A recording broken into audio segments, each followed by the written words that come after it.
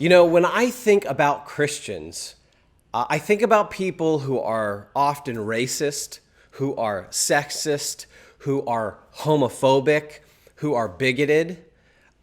Christians are so intolerant of so many different people. Now, before you turn this video off, that's not my view, but that is the view of the culture that we live in. That at the end of the day, these Christians who follow this book, the Bible, are intolerant of so many different people and so many different lifestyles and so many different beliefs. And as a follower of Jesus, when we are charged with that kind of accusation, where do we even start? Where do you start in dealing with this kind of challenge? Well, here's what I want to do. I want to look at 3 specific problems. I think the starting point for us is to think carefully through the modern notion of tolerance. And we're going to see that there are 3 main issues with this idea. And here's the first problem. When we look at modern tolerance, we discover that it essentially is nothing more than name-calling. Think about the terms that are thrown out at Christians. They're bigoted, they're narrow-minded, they're homophobic, they are intolerant. What's going on here? Well, you can't fault someone's view by attacking the person themselves. And when someone launches a term like bigot or intolerant, notice what's going on. They are attacking the person, not the view. That term, intolerant or homophobic or bigoted, any of those terms are directly addressing the person, not the view that they hold. In fact, in logic, we call this an ad hominem, where you attack the person, not the view. It's a personal attack. And I think that at times it's very appropriate to respond to someone who is calling you one of these names in a gentle but firm way. In fact, I remember being in a conversation with a friend about abortion. And my friend was from France, and his name was Maurice. And Maurice and I would get into lots of political conversations. And we were talking about the issue of abortion. And I remember midway through the conversation, Maurice looked at me and he kind of shook his head. And in his deep, thick French accent, he said, "Ah, Brett, for being so young, you are so narrow-minded." Now, at that point, I put pause on the conversation and I said, "Hey, Maurice, I want you to notice something. We are having a conversation about a particular issue, abortion, and I give you my views, and I also gave you reasons why I hold the views that I hold. You didn't address my views. Instead, now what have you done? You have called me narrow-minded." I said, "Maurice, that's just like calling me a name. I mean, if I said in the middle of this discussion, well, you know what, you're ugly, and therefore I'm not going to listen to anything you say. That would be ridiculous, right?" And so I pointed out to him that this was name-calling, and I was gracious about it. And here's what Maurice did. He looked at me, he was listening. I remember he looked up at the ceiling, kind of like he's thinking about this. And then he said to me, he said, "Brett, you're right. I'm so sorry." And then he apologized, and we went on to have a great conversation. So there are times when it is legitimate to point out to people that when they use these terms, that they're doing nothing more than calling you names. And of course, if you're interested in good conversation, if you're interested in civil dialogue, that's just not going to work. And so that's the first problem, is it turns out that calling someone intolerant is nothing more than a logical fallacy, an ad hominem. It's name calling. Now, here's a second problem.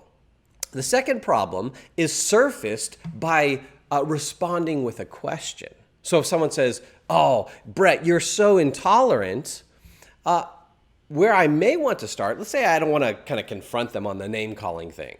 Maybe you're, a little more reserved, or you want to kind of come at this a little more gently, if you will. Well, you can start by asking a question, right? Questions are often they're not accusatory. They're not as confrontive. And so you might just ask the question, what do you mean by that? What do you mean by intolerant? Now, the point of this question is to first get some clarification. You want to know what that person means when they use this term. So you just called me intolerant. Well, what do you mean by intolerant? And then you pause and you listen to their answer. Right? Now, often here's how the conversation will go. Someone will say, you're intolerant. And then you respond, right, with the question. And you're maybe thinking, okay, time for a question here. Start with questions. And so you respond with the question, what do you mean by intolerant? Now wait for the definition. And let's say they say something like this. Let's say they say, you think you're right and everyone else is wrong. You're intolerant. Okay, now you have more information. So their definition of intolerant means when you think you're right and the other person is wrong. Okay, maybe you see what's happening here. As you've gotten the definition, you might begin to recognize the problem here. So you could again now respond with another question. Okay, I've got clarification. Intolerance means I think I'm right and other people are wrong. Seems like you're correcting me here. So here might be a follow-up question. Do you think you're right and I'm wrong? Is that why you're offering me this correction? What's their answer going to be? Well, it's going to be yes. Yeah, they think they're right and you're wrong. And that's why they're calling you intolerant. But if intolerance means that you think you're right and other people are wrong, guess what? They're intolerant by their very definition.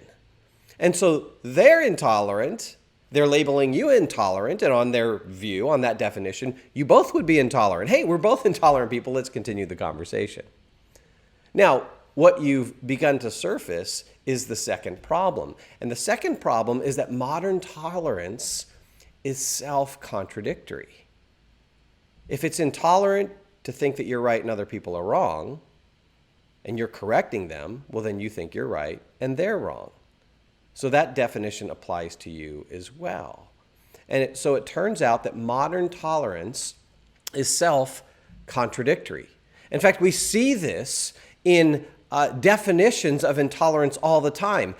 Here is a definition from the United Nations Educational, Scientific, and Cultural Organization, UNESCO. In 1995, they laid out the Declaration and Principles on Tolerance. And I want to read to you what this document says about tolerance. And as I read it, I want you to listen for the internal contradictions. So 1.1 says this. It says, tolerance is respect, acceptance, and appreciation of the rich diversity of our world's cultures, our forms of expression, and ways of being human. Let me say that again. Tolerance is respect, acceptance, and appreciation, right, of the world's rich diversity of human culture. Okay, let's go on and see how we're going to, the contradictions are going to emerge. In 1.3 of this document, it says this. Tolerance involves the rejection. Maybe you see the contradiction emerging here. Tolerance involves the rejection of dogmatism and absolutism and affirms the standards set out in international human rights instruments. Okay, so wait, in 1.1 of this document, the first point, it said tolerance is respect, acceptance, and appreciation.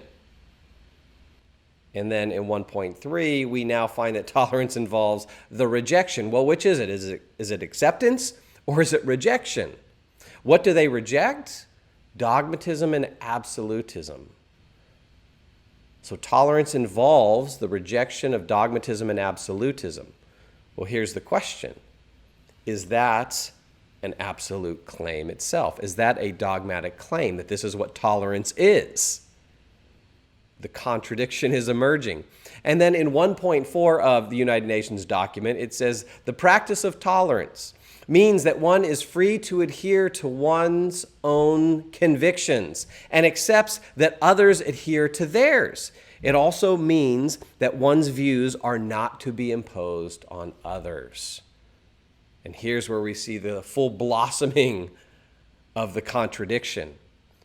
You should be free to adhere to your own convictions. Well, what if my convictions go against these principles of tolerance? You should also accept that others adhere to theirs. Well, what if my views go against this view of tolerance? Will you accept that? It means that your views aren't to be imposed on one another. Well, what do you mean by imposed? Are you imposing these views on me? And what we see in the United Nations document on tolerance is contradiction emerging all over the place. And that's the problem with modern tolerance. It's self-contradictory. Now, why is it self-contradictory? Well, we have to understand that modern tolerance is grounded in relativism. Relativism is simply the view that truth is relative to an individual or to a culture. Each culture determines its own truth, or each individual determines his or her own truth. And so modern tolerance comes out of this view. Of course, relativism is a self-contradictory idea. To claim that truth is relative is itself a relative claim. Is that just true for you, or is that true for me? Is that true for everyone?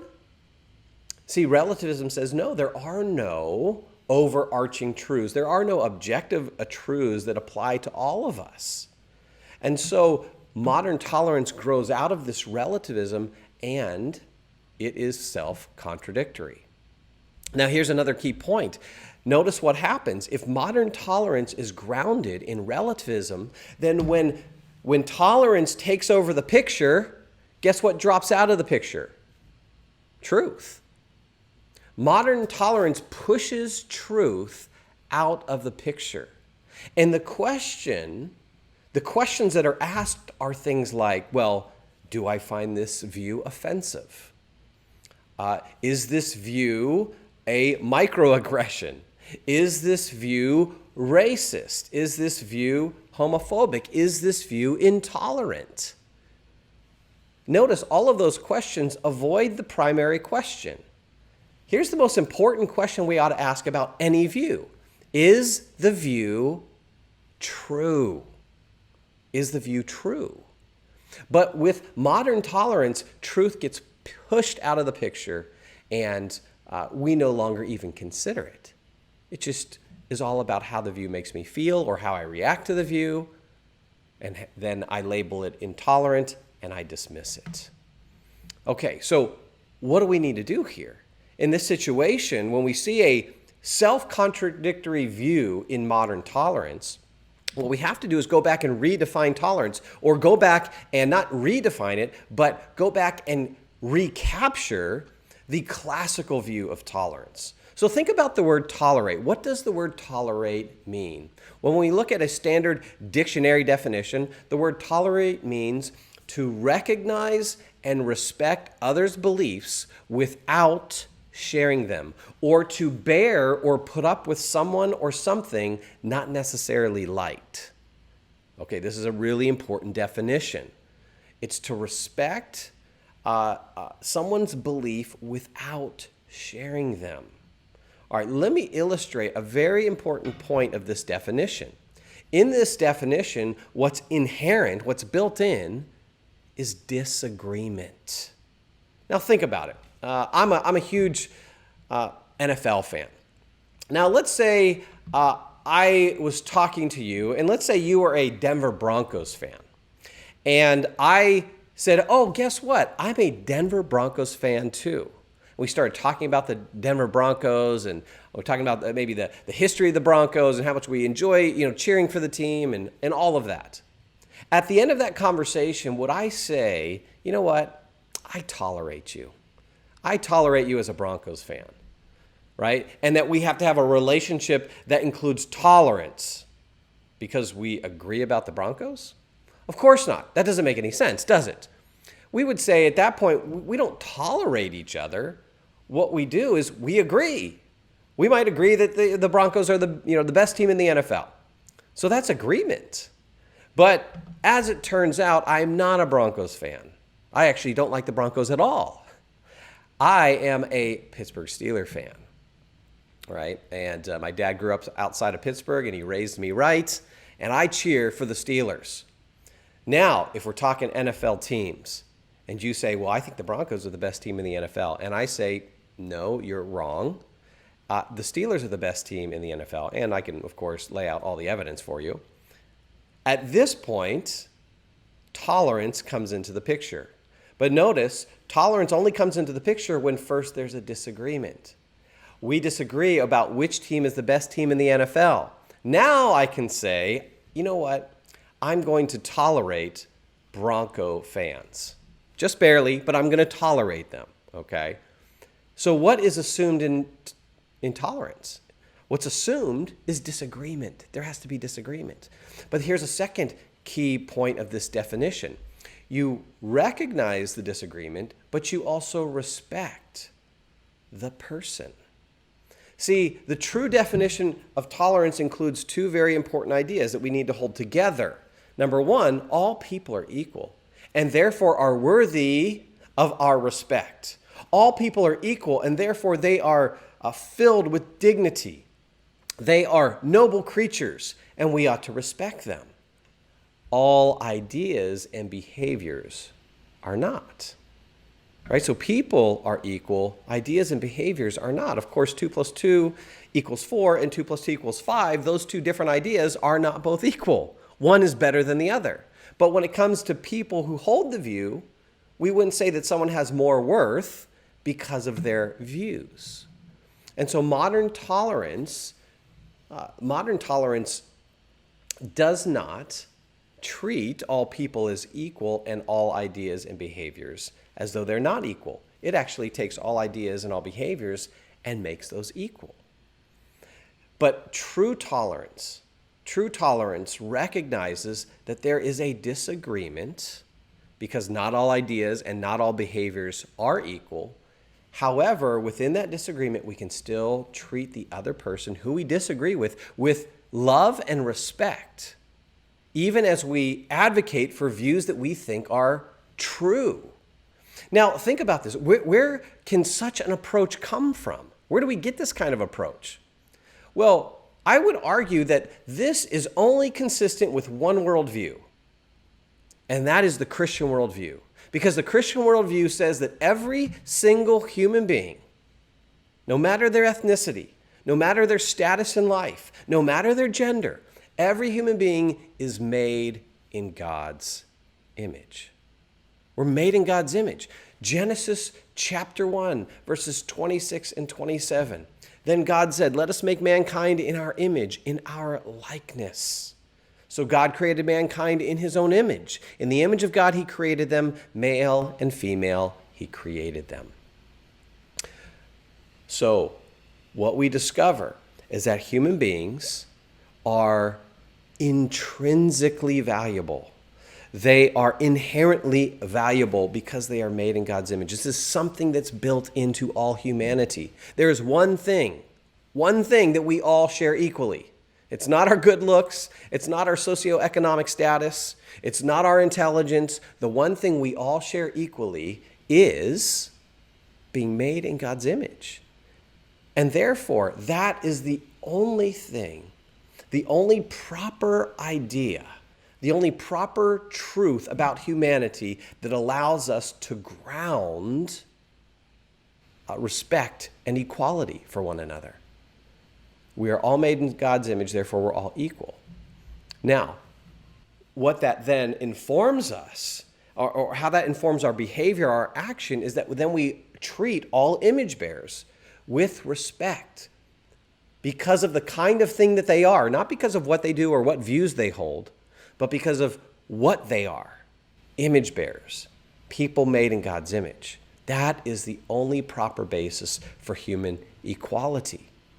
And it should lead us then to love other human beings, right? We are to treat image bearers with love and respect.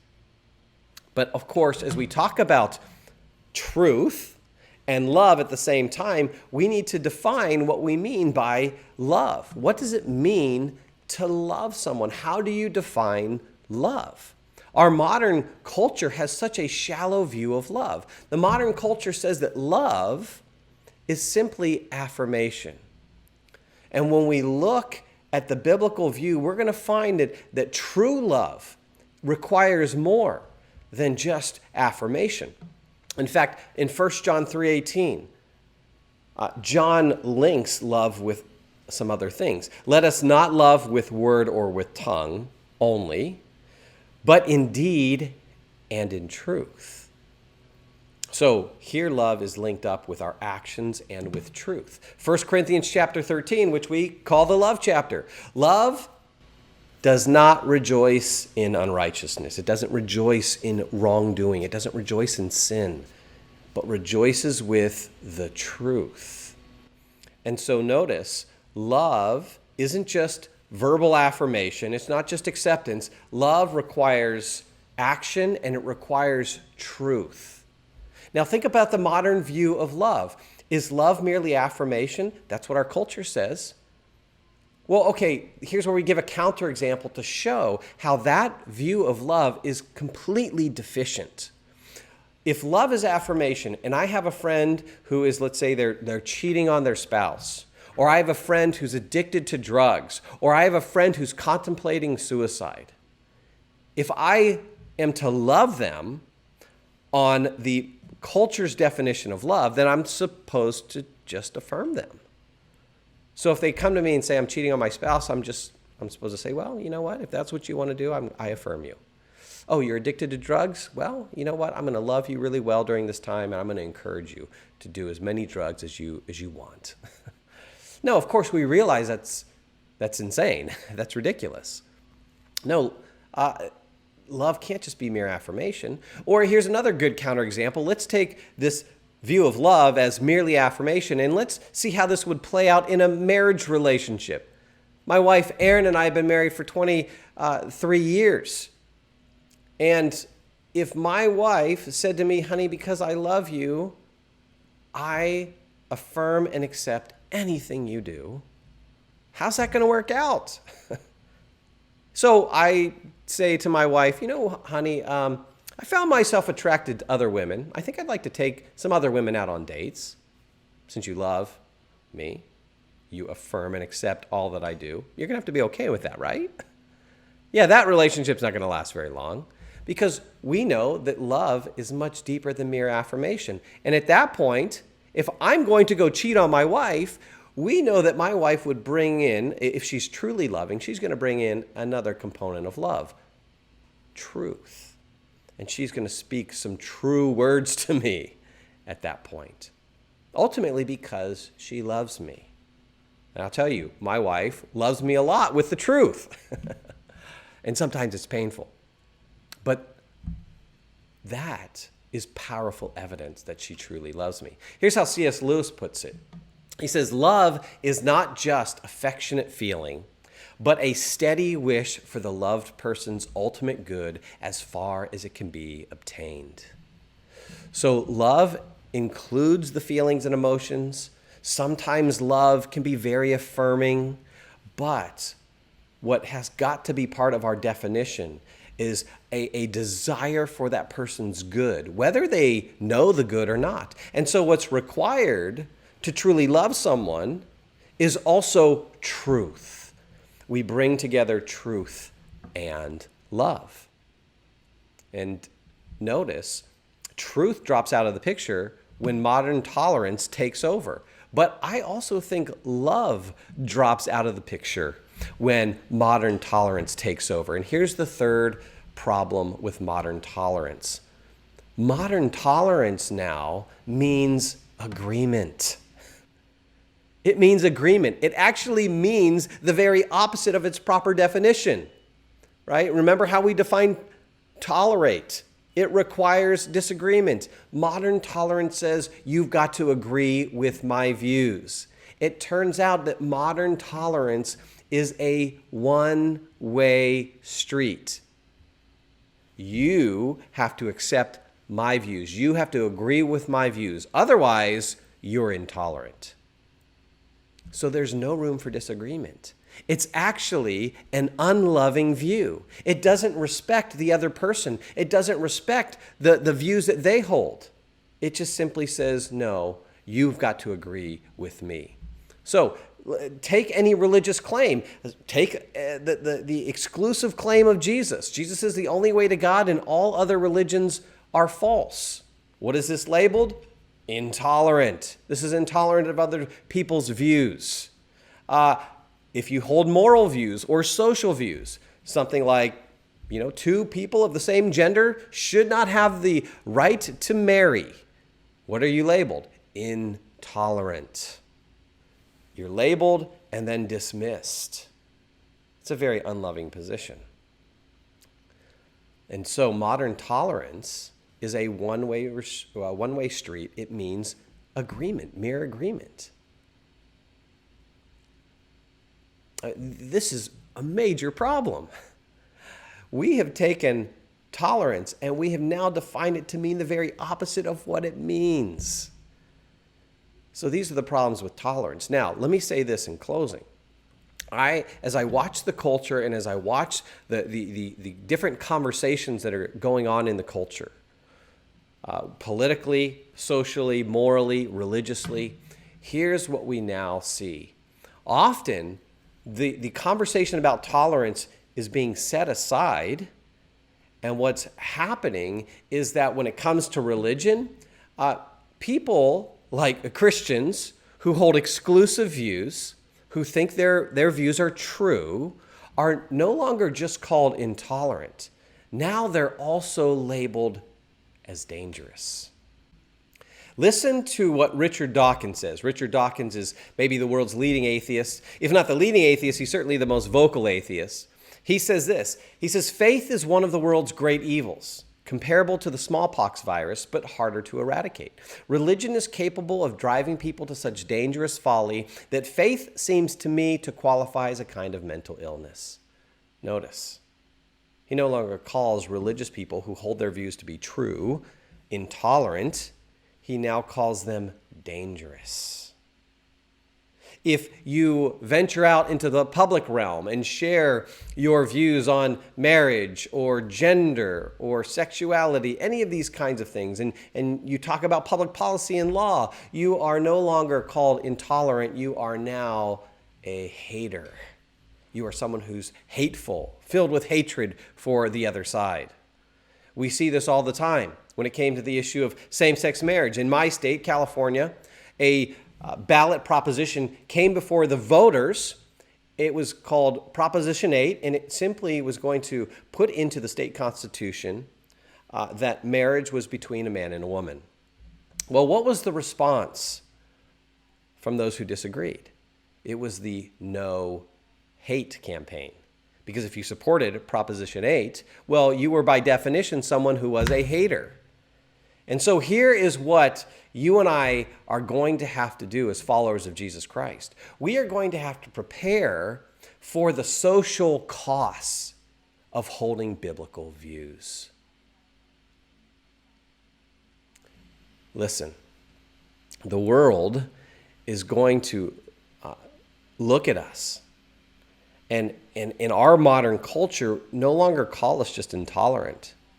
They're going to call us haters. They're going to call us hateful bigots. They're going to call us even dangerous. Are we going to stand for the truth? See, in modern tolerance, notice we lose both. Truth, it drops out of the picture, and we also lose love. Because modern tolerance doesn't allow us to respect people who disagree with us.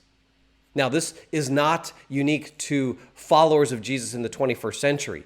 Jesus in John 15 says that we ought to expect this. John 15, 8 through 20, Jesus says this. He says, if the world hates you, keep in mind that it hated me first.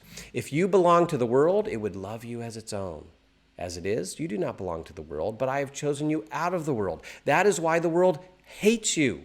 Remember what I told you, a servant is not greater than his master. If they persecuted me, they will persecute you also.